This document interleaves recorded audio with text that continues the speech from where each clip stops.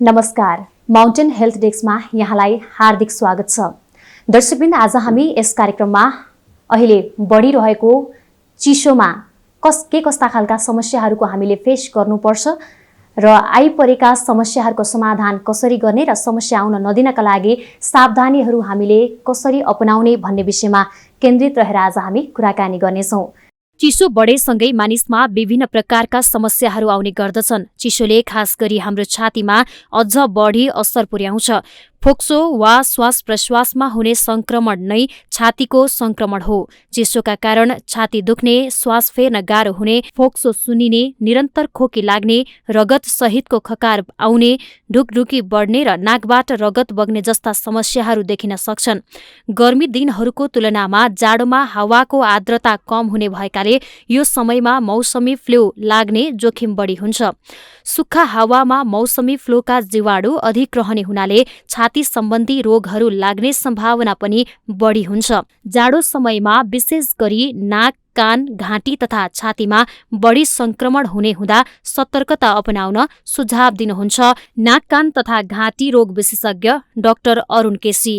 Basically चाहिँ अब रुगा खोकी अनि त्यसपछि किनभने अब क्लोज रुममा बस्ने बानी हुन्छ। अब जाडो महिनामा, गर्मी महिनामा झ्यालहरू खोल्ने यताउति गर्नुहुन्छ, त्यो हुँदैन। हामी क्लोज रुममा बस्छौँ। क्लोज रुममा बस्दाखेरि चाहिँ एउटा मान्छे अरूलाई सर्ने चान्सेस बढी हुन्छ होइन। अनि त्यसपछि बेसिकली यो रुगा खोकी एलर्जी चाहिँ जाडो महिनामा चाहिँ अलिक बढी। त्यो बाहेक पनि यो नाकमा समस्या पनि चाहिँ आउँछ। यो नाकबाट यो रगत बग्ने धेरै बिरामीहरू हाम्रो इमर्जेन्सीमा चाहिँ यो जाडो याममा चाहिँ आउनुहुन्छ। नेपालमा दिन प्रतिदिन छाती रोगका बिरामीहरू बढिरहेका छन्। बढ्दो जनसङ्ख्या, शहरीकरण, औद्योगिकीकरण तथा खानपानको गडबडीले चिसो मौसममा छाती रोग तथा अन्य समस्याहरू लिएर अस्पताल आउने बिरामीको संख्या बढ्दो रहेको छाती रोग विशेषज्ञ डाक्टर प्रकाश पौड्याल बताउनुहुन्छ। डाक्टर पौड्यालका अनुसार चिसोका कारणले लाग्ने धेरै जसो रोगहरू सामान्य हुन्छन्, तर लामो समय बेवास्ता गरेमा त्यस्ता रोगहरू प्राणघातक पनि हुन सक्छन्। यो रुगा खोकी ज्वरोहरू कम भएन भने चाहिँ फेरि ब्याक्टेरियल इन्फेक्सन भयो कि भनेर हामीले सोच्नुपर्छ। अनि त्यही अनुरूप चाहिँ 3 दिनभन्दा बढी हुँदै जाँदाखेरि चाहिँ अब सामान्य ज्वरो हाई ग्रेड फिभर 101 भन्दा माथिको फिभर भइराख्ने, अनि छाती सास फेर्न गाह्रो हुने, श्वास प्रश्वासमा समस्या भइदिने, छाती भारी भएर आउने, त्यसपछि गएर खानाको रुचि घटेर जाने, अब यस्ता खालका लक्षणहरू चाहिँ तौलहरू पनि कतिपय अवस्थामा घट्दै जाने, अनि मुटुको चालहरू बढ्दै जाने, यस्तो लक्षणहरू चाहिँ आउन थाल्छ लङ टर्म हुँदै गयो भने। चिसोमा मानव शरीरका नसाहरू अप्रत्याशित रूपले खुम्चिन्छन्, जसका कारण छातीमा आउने समस्याले हृदयघात जस्तो रोग पनि निम्त्याउन सक्छ। यो संक्रमण दीर्घरोगी, वृद्ध वृद्धा तथा बालबालिका, गर्भवती महिला, धूम्रपानकर्ता तथा मुटु रोगीहरूलाई अधिक हुने गर्दछ। अझ काठमाडौँ जस्तो अधिक वायु प्रदूषण भएको शहरमा त श्वास प्रश्वास जन्य रोगहरूको जोखिम चिसो मौसममा झन धेरै छ। त्यसैले नाक, कान, घाँटी तथा छाती सम्बन्धी रोगहरू लाग्न नदिन हामी आफै पनि सचेत हुन जरुरी छ भने यी रोगहरूको नियन्त्रण गर्न सम्बन्धित निकायले पनि ध्यान दिन आवश्यक छ। आज हामीसँग कुराकानी गर्नका लागि स्टुडियोमा उपस्थित हुनुहुन्छ डाक्टर प्रकाश पौड्यालजी। उहाँलाई कार्यक्रममा स्वागत गरौँ। यहाँलाई स्वागत छ। हजुर, नमस्ते। आराम हुनुहुन्छ? एकदम ठिक। यहाँलाई कस्तो?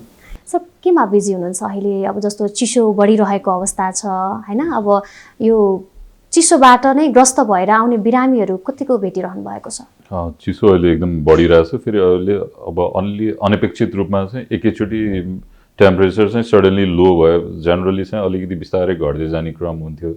अहिले चाहिँ एकैचोटि टेम्परेचर घट्दाखेरि चाहिँ यसले गर्दा विभिन्न खालका समस्या भएका बिरामीहरू आइ नै राख्नु भएको छ। म चाहिँ स्पेसल्ली अब छाती रोग विशेषज्ञ भएको नाताले चाहिँ छातीका समस्या भएका, रुगा खोकी, छातीका इन्फेक्सनदेखि लिएर पहिलेदेखि क्रोनिक बिरामीहरू जो हुनुहुन्छ, दमका बिरामीहरू, उहाँहरूलाई पनि फोक्सोको सङ्क्रमणहरू भएर यस्तो खालका बिरामीहरू चाहिँ अहिले एकदम बढोत्तरी भएको देखेको छु। सँगसँगै बच्चाहरूको केसमा पनि, म हुन त बच्चाको होइन, त्यही पनि मैले हस्पिटलमा चाहिँ बच्चाका यो रुगा खोकीका, ज्वरोका यस्ता बिरामीहरू पनि मैले अहिले प्रशस्त बढेको देखेँ। श्वास प्रश्वासमा समस्या आउने गर्दछ भनेर हामीले जानकारी पाएका छौँ होइन। यो श्वास प्रश्वासमा चाहिँ अब गर्मी दिनमा पनि आउने गर्दछ नि, तर चिसोमा बढी किन? श्वास प्रश्वासमा चाहिँ कस्तो हुन्छ भन्दाखेरि यो श्वास नली जुन हुन्छ यो चिसोको मौसममा चाहिँ अब जस्तो दुईटा कुरा, अब एउटा कुरा चाहिँ इन्फेक्सन, एउटा सङ्क्रमणको हिसाबले जाउँ। सङ्क्रमणको हिसाबले के हुन्छ भन्दाखेरि यो चिसो मौसममा चाहिँ अब जुन इन्फेक्सन गराउने जीवाणु भाइरसहरू चाहिँ अहिले यो मौसममा चाहिँ हावामा अलिकति तैरिएर बसेको, त्यो शीतको उसमा त्यसरी तैरिएर बसेको अवस्थामा हुन्छ कि वायुमण्डलमा।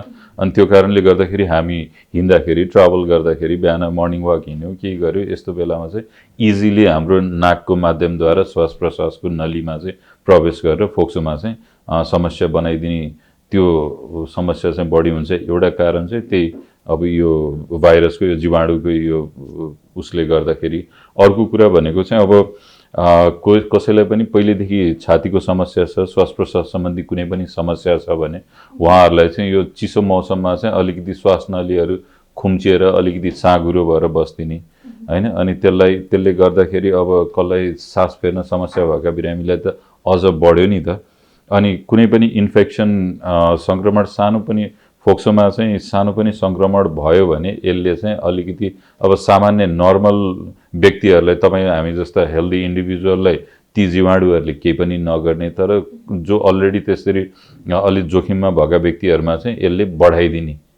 अनि त्यो कारणले गर्दाखेरि चिसो मौसममा चाहिँ अलिकति सङ्क्रमण ज्यादा हुने सम्भावना बढी हुन्छ। तर यद्यपि दुइटै जुनै मौसममा पनि हुने सम्भावना त उत्तिकै नै रहि नै रह्यो।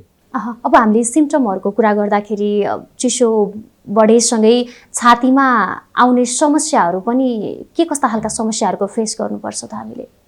चिसो बढेसँगै अब मेनली त अब सुरुमा चाहिँ यो सामान्य रुगाखोकीबाटै सुरु हुने हो।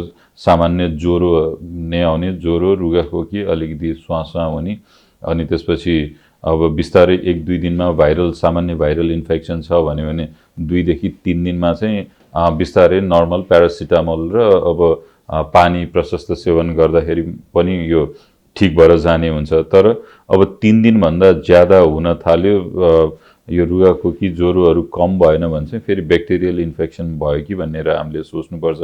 अनि त्यही अनुरूप चाहिँ 3 दिनभन्दा बढी हुँदै जाँदाखेरि चाहिँ अब सामान्य ज्वरो हाई ग्रेड फिभर 101 भन्दा माथिको फिभर भइराख्ने, अनि छाती सास फेर्न गाह्रो हुने, श्वास प्रश्वासमा समस्या भइदिने, छाती भारी भएर आउने, त्यसपछि गएर खानाको रुचि घटेर जाने, अब यस्ता खालका लक्षणहरू चाहिँ तौलहरू पनि कतिपय अवस्थामा घट्दै जाने, अनि मुटुको चालहरू बढ्दै जाने, यस्तो लक्षणहरू चाहिँ आउन थाल्छ लङ टर्म हुँदै गयो भने। छातीमा समस्याहरू देखिन थालेपछि कतिपय विशेषज्ञहरूले चाहिँ भन्नुहुन्छ छाती दुख्न, यस्ता खालका समस्याहरू आएपछि चाहिँ हामीलाई मुटुमा पनि समस्या आउँछ भनेर भनिन्छ। कस्तो हो यो कुरा चाहिँ? यस्तो छ, अब लङ टर्म, सर्ट टर्म, अब अहिले तत्कालिक छातीको सङ्क्रमणबाट एकैचोटि मुटुमा सङ्क्रमण हुने अथवा मुटुमा समस्या आउने जोखिम त रहँदैन। तर लङ टर्म बिरामीहरू जस्तो तपाईँले भन्नुहोस् न, सिओपिडी, दम लगायतका बिरामीहरू जसलाई चाहिँ फोक्सोमा लामो समय समस्या हुने, त्यस्ता बिरामीहरूले चाहिँ फोक्सोको कारणले हुने मुटुको समस्या हुन्छ कि त्यसमा चाहिँ अगाडि बढ्दै जान्छ। फोक्सोको कारणले हुने मुटुको फेलियर होइन, यस्तो कुराहरू बढ्दै जान्छ। तर त्यो चाहिँ लङ टर्मवाला बिरामीहरूमा हो। यो सर्ट टर्ममा अहिले अब मौसमी परिवर्तनले गर्दाखेरि भएको समस्यामा चाहिँ एकैचोटि मुटुमा समस्या हुने सम्भावना चाहिँ कमै हुन्छ।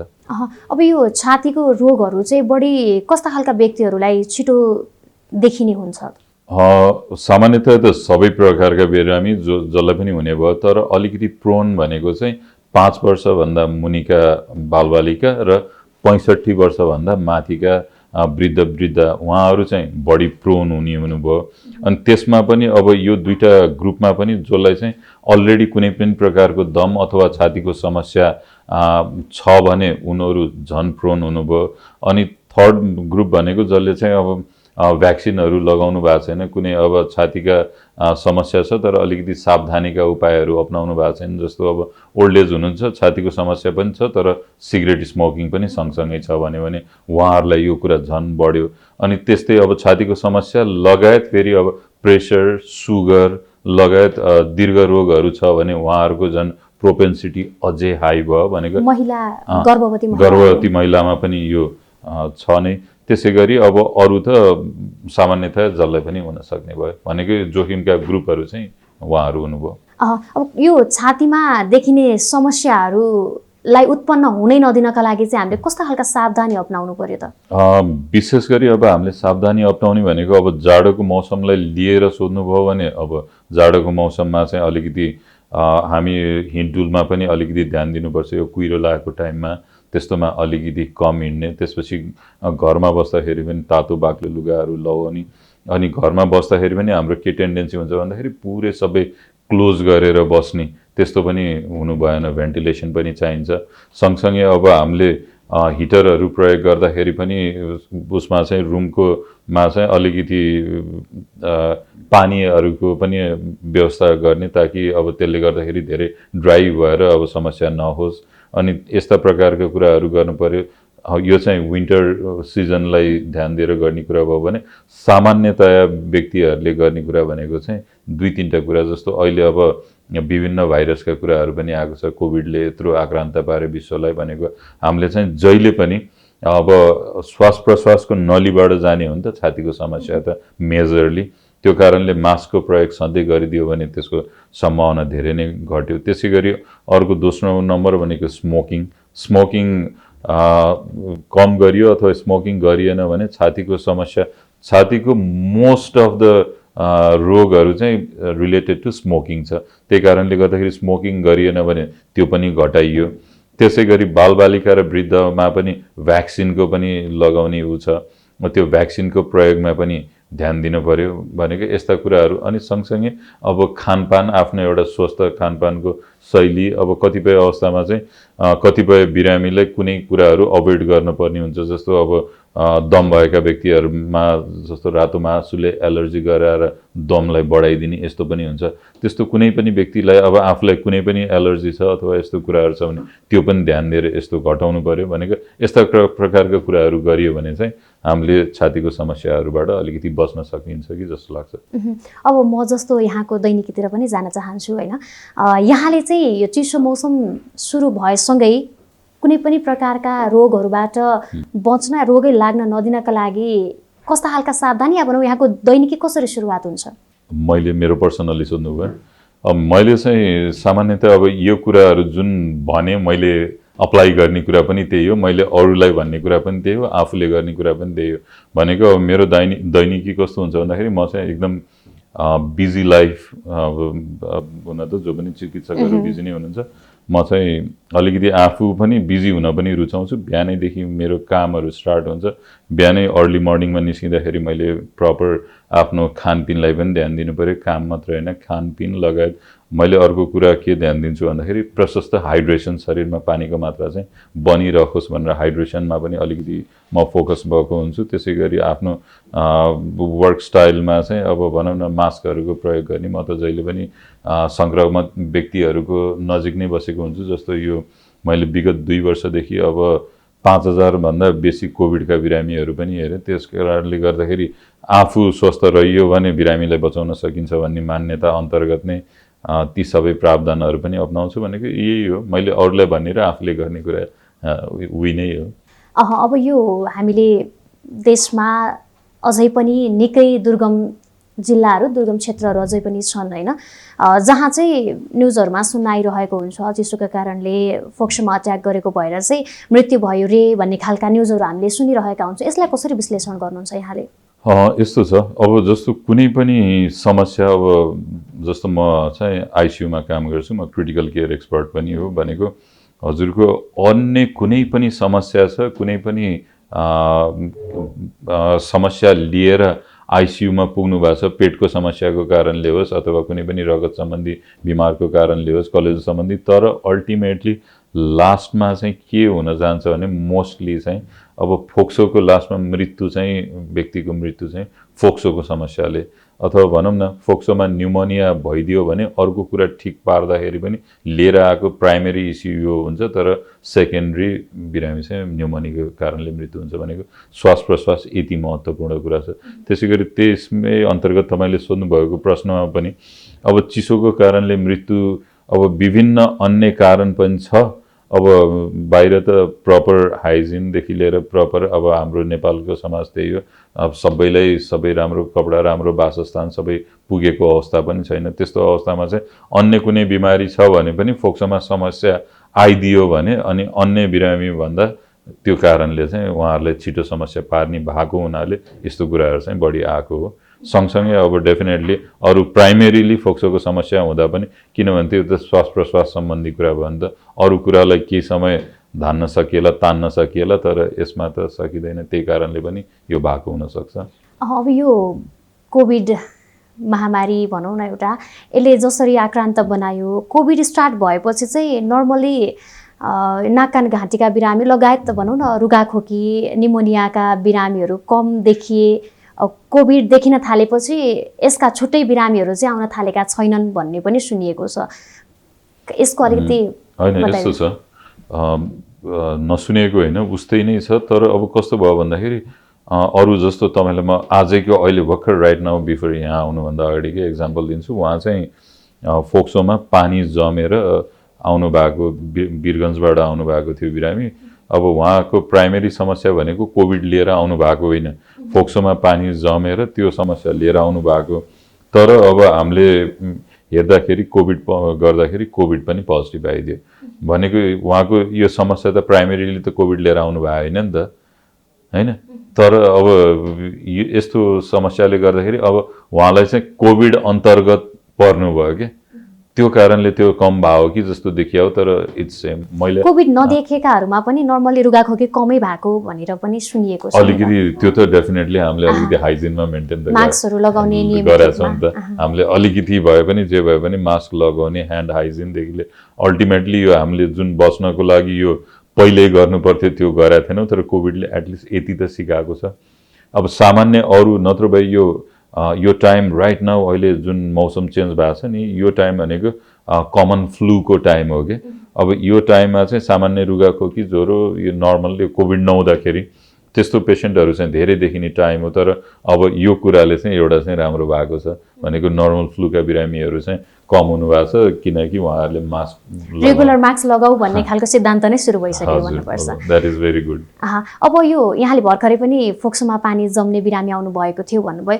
पानी जम्ने भनेको कस्तो अवस्थामा चाहिँ जम्ने भनेर चाहिँ देखिन्छ? भनेको फोक्सोमा कुनै पनि समस्या इन्फेक्सनको कारणले, टिबीको कारणले अथवा कहिलेकाहीँ क्यान्सरको कारणले पानी जम्छ। पानी जम्ने भनेको चाहिँ कस्तो हुन्छ भन्दाखेरि फोक्सो एउटा भयो, फोक्सोको बाहिर चाहिँ एउटा झिल्ली हुन्छ, त्यो बिचको लेयरमा चाहिँ पानी जम्ने हो कि फोक्सोमा भएको सङ्क्रमणले अथवा टिबीले अथवा कुनै पनि क्यान्सरको अवस्थामा।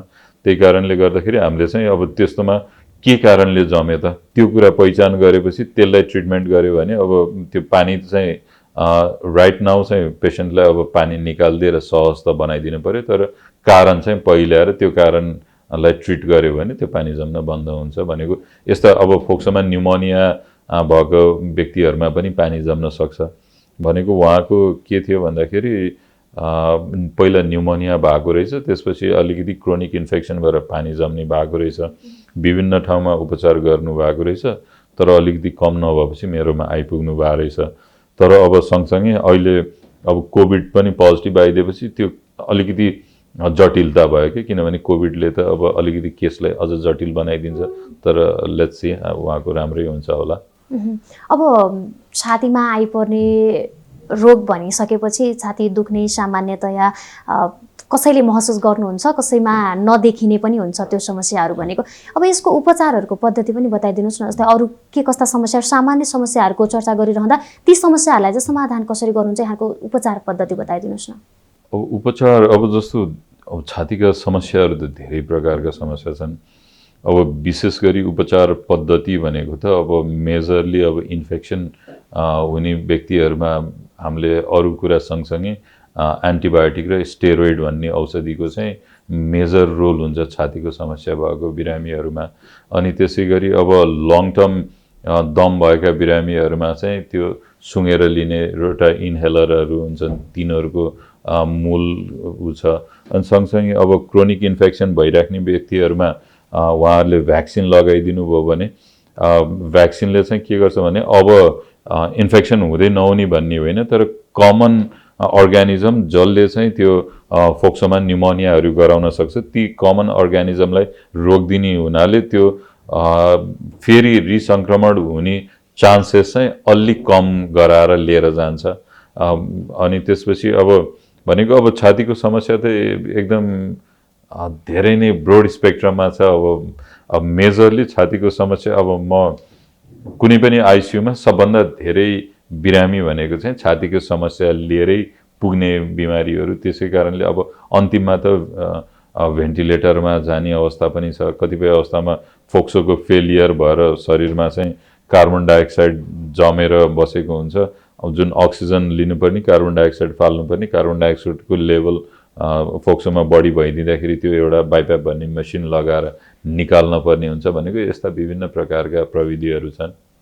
अब यो कुनै पनि रोगहरू पहिचान गर्नका लागि नर्मल छातीको विशेष गरी एक्सरे नै हामीले गरिन्छ होइन। अब एक्सरे गरिसकेपछि मान्छेहरूले बाहिर भनाएकै छ भने एक्सरे गर्नु हुँदैन, रेडिएसन भएकाले गर्दा यसले क्यान्सरहरू ल्याउन सक्छ भनेर भनिन्छ होइन। यो यसमा चाहिँ एक्सरे भन्दा अरू के विकल्प छ छातीको रोग पत्ता लगाउनका लागि? अब सबभन्दा राम्रो अब एक्सरे त एकदम बेसिक, अब जहाँ पनि भइहाल्छ। जुनसुकै सेन्टरमा एक्सरे नभएको त कुनै पनि स्वास्थ्य संस्था नै हुँदैन। त्यो कारणले गर्दाखेरि अब सजिलो पनि भयो, प्लस चिप छ, इजिली एक्सेसिबल छ। त्यो कारणले नत्र त अझ बेस्ट भनेको सिटी स्क्यान। छातीको केसमा चाहिँ हामी अब डायग्नोस्टिक, अब सबै केसमा अब नेपालको परिप्रेक्ष्यमा सिटी स्क्यान महँगो पनि छ, अब एफोर्डेबिलिटीको पनि कुरा आउँछ। त्यो कुराले गर्दाखेरि जस्तो म चाइनामा अध्ययन गरेको, त्यहाँ चाहिँ मैले सिटी स्क्यान एक्सरे चाहिँ एकदम रेयरली देख्थेँ, किनभने सबै पेसेन्टको सिटी स्क्यान हुन्थ्यो। तर त्यहाँ इन्सुरेन्स थियो, त्यही भएर समस्या भएन। तर अब त्यो कुरा यहाँ त पोसिबल छैन, तर बेस्ट भनेको सिटी स्क्यान। नेपालको हकमा कुरा गर्दाखेरि चाहिँ छाती रोगका बिरामीहरू हेर्ने हो भने इतिहास र अहिलेमा कतिको फरक छ? लाइक पछिल्लो समयमा बढिरहेको अवस्था छ या पहिले भन्दा अहिले घटिरहेको अवस्था छ? के पाउनु भएको छ बढेको छ, बढ्दो लेभल। के आधारमा भन्दै हुनुहुन्छ? किनभने अहिले हाम्रो अर्बनाइजेसन होइन, अब यो सहरी विकास, अनि त्यसपछि गएर हाम्रो फिडिङ ह्याबिट, अनि त्यसै गरी अब बढ्दो पपुलेसन, यो सबै कारणले गर्दाखेरि इन्डस्ट्रियलाइजेसन, अनि त्यसपछि हाम्रो exposure to radiation, exposure to different kind of drugs, different औषधिहरूले पनि छातीको समस्या बनाउँछ। अनि त्यसपछि अब पहिला चाहिँ डायग्नोसिस पनि हुँदैन थियो। अब भनौँ न, अब हुन त आजकल रिसेन्ट डेजमा त त्यस्तो छैन। पहिला के थियो, सडन डेथ भयो अरे, के भयो थाहा नै छैन भनेको, त्यो त डायग्नोस नभए हो नि त। अब त्यो अहिले त सबै कुरा, अब छातीको सामान्यदेखि लिएर जस्तासुकै जटिल कुराहरू पनि डायग्नोज हुन्छ। त्यो कारणले गर्दाखेरि चाहिँ मैले चाहिँ प्लस अब म आफैले काम गर्न लागेको पनि, अब म एज अ पल्मोलोजिस्ट भएको 8 वर्ष भयो, म दिन प्रतिदिन बढेकै देखिरहेको छु भन्दाखेरि यी सबै प्लस हाम्रो डेटा पनि इन्क्रिजिङ ट्रेन्डमै छ। यो श्वास नली कहिलेकाहीँ बन्द भइदिन्छ भनेर, जसका कारण मृत्यु भइहाल्ने भन्दा पनि बन्द भएर पनि त्यसको उपचार गरिन्छ भनिन्छ नि, यसको पनि थोरै विस्तृत बताइदिनुहोस् न। बन्द भन्नाले श्वास नलीमा चाहिँ कहिलेकाहीँ केही पदार्थहरू आएर अड्किनाले गर्दाखेरि पनि त्यस्तो बन्द रहने गर्दछ भनेर सुनिन्छ।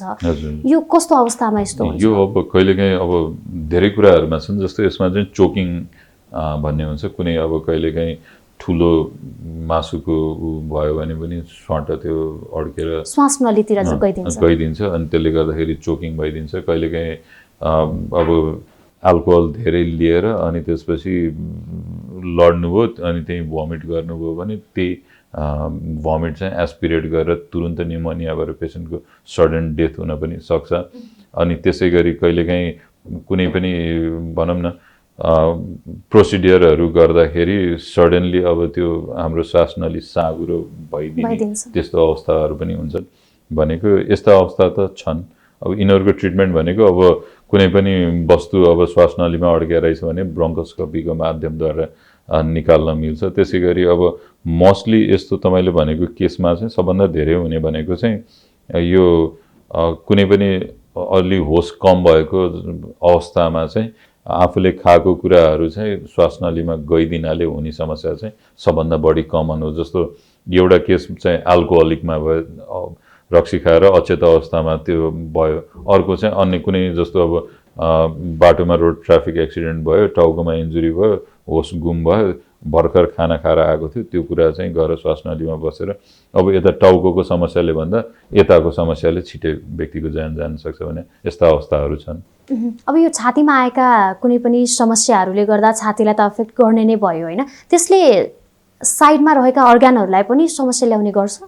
छातीमा यस्तो हुन्छ, अब कतिपय अवस्थामा जस्तो इन्फेक्सन, मानौ अब छातीको इन्फेक्सन भयो, फोक्सोको इन्फेक्सन भयो, अनि त्यो इन्फेक्सन एकदम सिभियर इन्फेक्सन भयो, त्यसले गर्दाखेरि बिरामी चाहिँ सेप्सिसमा गयो। सेप्सिस भनेको इन्फेक्सन धेरै भएर त्यो चाहिँ रगतमा फैलियो। रगतमा फैलिएपछि त त्यो अरू मेजर अर्ग्यानहरूमा, हार्टमा, किडनीमा लगायतका मेजर अर्ग्यानमा फेरि त्यसलाई असर गर्ने भयो कि यसलाई चाहिँ मल्टिपल अर्ग्यान डिसफङ्क्सन सिन्ड्रोम भन्छ, एमओडिएस भन्छ। भनेको एउटा फोकसबाट प्राइमेरी फोकस फोक्सो भयो अनि त्यसले गर्दाखेरि चाहिँ ब्लड स्ट्रिममा फैलिएर सबै अर्ग्यानमा जाने अवस्था भयो। यो हुनसक्छ, भइराख्ने कुरा नै हो। नाकमा पनि समस्या आउने गर्दछ। हो। अब यो हामीले यी समग्र कुरा गरिरहँदाखेरि चाहिँ अन्त्यमा अब हामीले बच्ने उपायहरू पनि यहाँले सामान्य भनिरहनु भयो। अन्त्यमा हाम्रा सर्वसाधारण या टिभी हेरेर बस्नुभएका दर्शकहरूलाई चाहिँ यसरी बच्नुहोस् है भनेर भन्नुपर्दा के भन्न चाहनुहुन्छ? सर्वसाधारण सबै जनता, अब सबै जनमानसलाई चाहिँ म के भन्न चाहन्छु भन्दाखेरि फोक्सोको समस्या भनेको अलिकति जटिल प्रकारको समस्या नै हो। अब कतिपय अवस्थामा चाहिँ के हुन्छ भन्दाखेरि अब हामीले सामान्य ज्वरो रुगाखोकी आयो भने ठिक भइहाल्छ नि त्यतिकै भन्ने अवस्था पनि रहन्छ। कहिलेकाहीँ के हुनसक्छ भन्दाखेरि छोटो समयमै फोक्सोमा समस्या भइसक्या हुनसक्छ, सर्ट टाइममै। अब निमोनिया डेभलप भइसक्यो भने बिरामीको अवस्था त अझै बिग्रेर जाने अवस्था हुन्छ। त्यसै कारण फोक्सोको कुनै पनि समस्यालाई चाहिँ सामान्य समस्याको रूपमा नलिउँ, त्यसलाई चाहिँ तुरुन्त विशेषज्ञ चिकित्सककोमा गएर परामर्श लिउँ, त्यस प्रकार नै गरौँ। सँगसँगै अब अरू चाहिँ लङ टर्म फोक्सोका बिरामी भएको व्यक्तिहरूले चाहिँ आफ्नो औषधिहरू चाहिँ नियमित रूपमा लिनुपर्छ। जस्तो अब म स्पेसल्ली अब जाडोयाम सुरु भएको छ, सिओपिडी, दम भएका बिरामीहरूले यदि कुनै आफ्नो तान्ने औषधिहरू त्यस्तो कुनै लिइराख्नु भएको छ भने यो जाडोको टाइममा अझै गाह्रो हुन आउँछ। त्यही कारणले गर्दाखेरि यो टाइममा चाहिँ नछोड्नुहोस्, नघटाउनुहोस्, बरु विन्टर सकिएपछि त्यो गरे हुन्छ, अथवा विशेषज्ञको परामर्श लिएपछि मात्र गर्नुहोस्। र टाइमली अब भ्याक्सिनहरू लगाउनु पर्ने छ भने त्यो पनि लगाउनुहोस्। भनेको फोक्सोको स्वास्थ्यतामा चाहिँ अलिकति ध्यान दिनुहोस्, केही पर्यो भने विशेषज्ञकोमा जानुस्, परामर्श लिनुस्, यही भन्न चाहन्छु। यहाँको महत्त्वपूर्ण समय र संवादका लागि धेरै धेरै धन्यवाद। हजुर, यहाँलाई पनि मेरो केही कुराहरू राख्ने मौका दिनुभयो, धेरै धेरै धन्यवाद। दर्शकवृन्द, आज हामीले यस कार्यक्रममा स्पेसली चिसो लागेसँगै छातीमा के कस्ता समस्याहरू आउँछन् भन्ने विषयमा केन्द्रित रहेर कुराकानी गऱ्यौँ। अघिल्लो हप्ता नयाँ अतिथि र नयाँ विषयका साथ उपस्थित हुनेछु। सत्य, तथ्य र निष्पक्ष समाचारका लागि हेर्दै रहनुहोला माउन्टेन टेलिभिजन HD। नमस्कार।